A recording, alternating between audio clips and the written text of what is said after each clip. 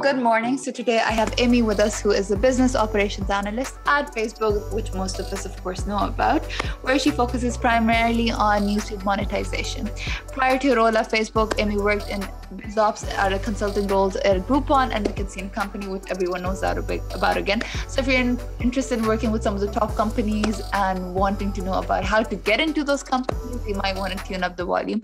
Also, Amy grew up in Michigan and graduated from the Johns Hopkins University, where she graduated from 2 degrees, and most of us usually even try hard and don't even get one single degree. So hats off to Amy for being such an inspiring person and just like coming on the show for us. Hi, Amy. How are you doing today? Hi, I'm doing very well. How about you, Manal? I am doing well. Thank you so much, Amy. So can you tell us about where you're currently working? I mean, Facebook, of course, but what your role is and how things have been going? Absolutely. I transferred to Google just about a year ago. So I'm actually at the strategy and operations team at Google. So I've worked at both the tech giants. So I kind of have a view of both of them. And they have both their pros and cons. And now I'm on the strategy and operations team. We're about a team of 10 to 12 people. We focus primarily on advertiser acquisition. So new, small, medium businesses, and focused primarily on the first 182 days of when we onboard and acquire them and try to figure out what are the right marketing touch points, what are the right times that the sales rep should interact with these clients, and how can we increase revenue and so on and so forth for the company. And so I've been at my role for just a year so far, and I worked at Facebook right around a year and a half. So I'd love to answer any questions, and I'm really excited to be on this podcast. How did you get into these big companies is the question. Like, what was something that stood out about you and they were like, okay, we want this person on our team? Like, I'm pretty sure you're amazing, but can you maybe tell us about what is something that made you seem as a strong candidate, specifically when you're applying to such big companies?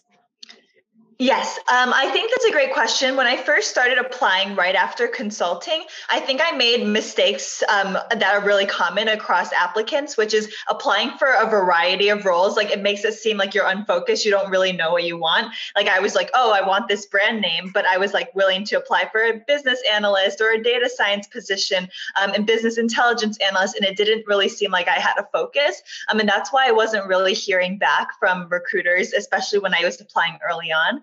But then I started to develop some of the skill set. And once I had already had a little bit of experience at Groupon, which is a smaller tech company, I was able to utilize some of those same like data analytics skills, some of those communication skills, and bring them forward and show them my strengths. And then primarily focus on like, this is what I'm good at, business operations and strategy. And I want to only apply for roles that really fit my skill set. And so knowing what your strengths and weaknesses are really help you stand out. That makes sense. It's all about being more self-aware. But the question is, so for example, like a lot of people are aware of the strengths, a lot of people are aware of the weaknesses.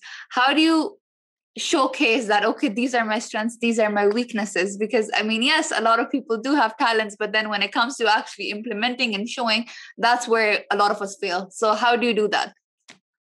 Yeah, that's a great question. So I think with really solid examples. So first of all, in your resume, make sure to quantify all the impact that you specifically had, not just your team. So you said, I implemented this product change that resulted in 100 million incremental revenue for this year. And so that really shows like, this is the work that you've done and how it results in an impact to the company. And not only on the resume, but when you're talking to recruiters or talking to the hiring manager, you want to be able to bring that out in examples. So they'll be like, can you tell us an example of how you problem solve, how you learn, or how you work with a team? And really having those examples in your back pocket of this is an example that really showcases the impact that I've made to a company. I think those can really stick in people's mind and having that story. And I have a couple, like 2 or 3 that I typically go to that can kind of fulfill a variety of questions. And so, and during the interview process, I think that helps make me stand out as a candidate. Okay, that I can definitely see why you were chosen, because you definitely know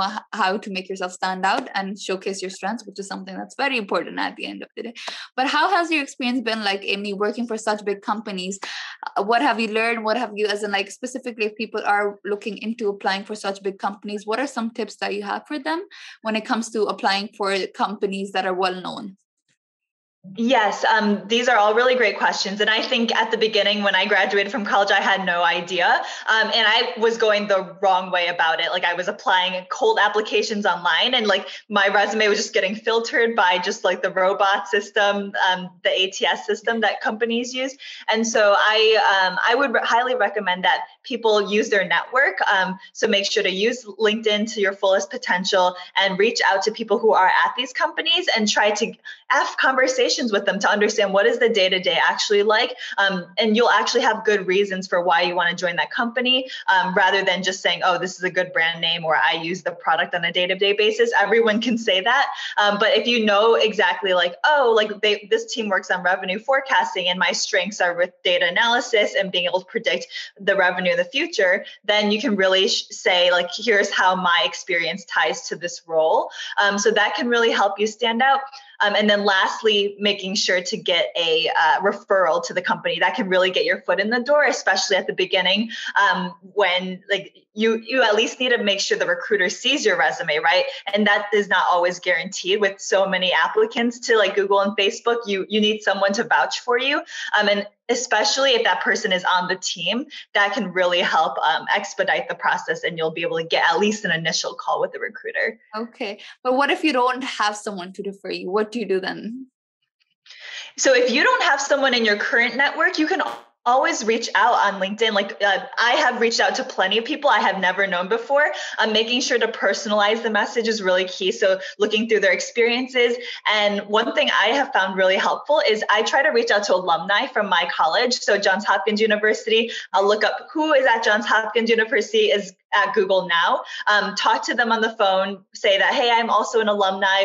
We happen to be in the same like student government association. I've heard about you from X, Y, and Z people, and I'd love to have like a 15-minute chat to learn about your role and your experience at Google so far. And so actually, most of the time you won't hear a response and that's okay. But just those one or two people that get back to you, those can be the people that vouch for you in the future. They don't have to be people you know today. Okay, that sounds wonderful. And I think that's really useful because I think a lot of people don't really know a lot of people, and that's okay. But I think it's what's important is how you make the most of the situation that's in front of you, as opposed to being like, okay, I don't know this person, I can't do anything about it. So thank you for sharing that, Amy. So Amy, I'd love to hear, I mean, Google, of course, is always hiring, but what kind of roles are open within Google? As in like, and how has the way Google, like, a lot of companies change the way they hire. Has Google shifted the way they hire? Like what changes have been made in the recruitment process to make sure that they find the best talent? Yeah, those are all great questions. So I actually was hired last year during the completely remote process, right? So I kind of know what it's like right now, where you have a phone call with the recruiter. They reach out, they have like a 30-minute chat just asking about your background, why you're interested in the role, why you're interested in the company. And then if there seems like be a good fit between the two, then they reach out to the hiring manager and then you have another 45-minute call. And that's mostly just to go through like your resume and some of your experiences and how that kind of ties to the role at hand. And then you get to the on-site round, which is like the really the one that can make candidates stand out versus others. So this is like a 4 or 5 interviews back to back, and they're all like 30, 45 minutes. Most of the people are from the team that they're hiring you for, but then there are also people who are cross-functional partners. Maybe they're from like product or engineering or marketing, people you would work with if you got hired for the role. And then they bring them on just to get an idea if you would work well with these people. And then with Google, it's a very interesting process because even if the team likes you after that final round, you don't necessarily get hired right away. There's actually like an external hiring committee of people that never actually interviewed you. And they go and look at all of your resume, background, and all the interview feedback notes. And then they also talk to people that might have known you outside. So they contacted people from my college, my high school that currently work at Google that I didn't even put down as references, but they were able to figure out we had some connections based on like what information I put on LinkedIn. And they they reached out to these people and found out like, oh, like this is how Amy worked in high school, and this is like what were her strengths and weaknesses from like an external perspective. And so that was really interesting. It took a long time, like I think another month or so for the hiring committee to get back. And so it was like the longest recruiting process I have ever gone through. But then afterwards, you get the verbal offer, you negotiate salary, and then you get the written offer. And then when you sign everything, you can set a start date. But there's a lot of hoops to jump through. And I think with COVID, there was a slowdown of hiring at the beginning, but now most of the roles are back open. So you can look on the Google Careers site and pretty much find anything like similar roles to me, strategy and operations. There's also program manager roles, product manager roles, engineering roles. So whatever really fits your background, like you should be able to find it. And my advice again is to make sure to reach out to people who are at the company to really find out what the role entails, because the job descriptions can be very vague and you want to know what you're getting yourself into to make sure it's a good fit from both ends. Wow, that sounds like a thorough process. Google seems like that one of those sneaky stalkerish exes that you can't get rid of, and they're making sure that, okay, this person's there, this person did this and everything. So that's interesting. They know a lot about you. But I think that's their way of making sure that they hire the best people at the end of the day, which is something that's very important when it comes to productivity, efficiency, and maximizing just like revenue for the company itself. So Amy, thank you so much. It was a pleasure having you as a guest. Thank you so much for elaborating on a thorough process for Google.